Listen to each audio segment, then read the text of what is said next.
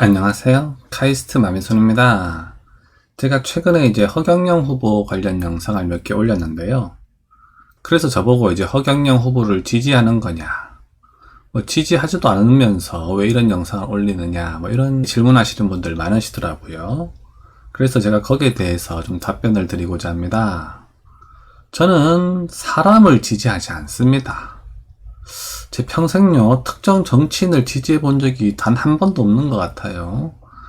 자, 저는요, 우리나라 국민들이 특정 정치인을 지지하기 때문에 우리나라 정치가 이렇게 여러 가지 문제가 있다고 생각하는 사람입니다.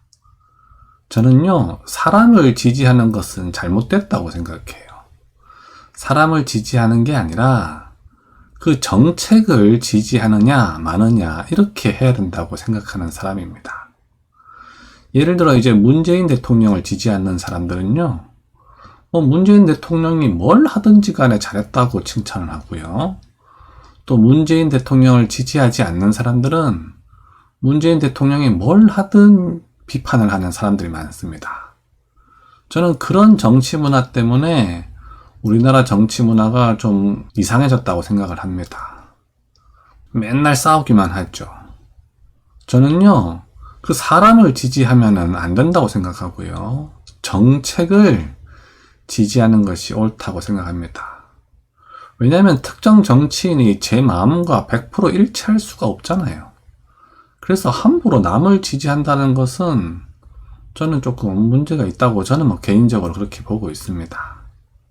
제가 최근에 이제 허경영 관련 후보 영상을 몇 개 올린 이유는요, 허경영 후보가 내세운 3.3 정책 중에서 공감이 가는 것들이 몇 개가 있어서 그런 것들은 다음에 누가 대통령이 되든지 간에 좀 생각해 볼 필요가 있다. 그런 취지 차원에서 올린 겁니다. 제가 현재 이제 백신 패스에 대해서 반대를 하고 있는데요.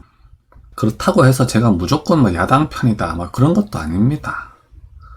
그 야당에서 하는 정책 중에서요, 찬성하는 게 있고 반대하는 게 있고 그렇습니다. 그렇듯이요, 저는 우리나라 국민들이 좀 그렇게 됐으면 좋겠어요.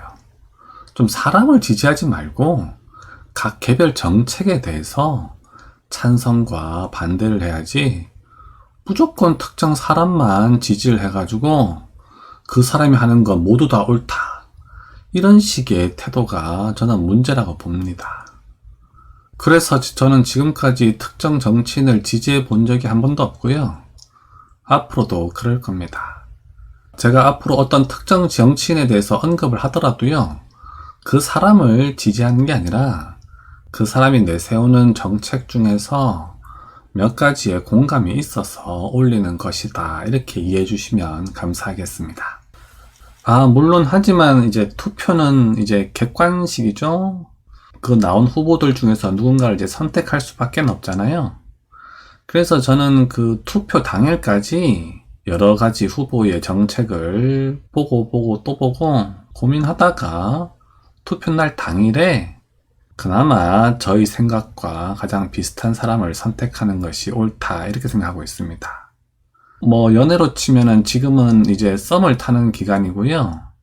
투표 당일에 결정을 해서 누군가를 찍을 뿐이지, 그렇다고 해서 그 이후에도 계속 그 사람을 지지하느냐, 그런 것은 잘못됐다고 생각합니다.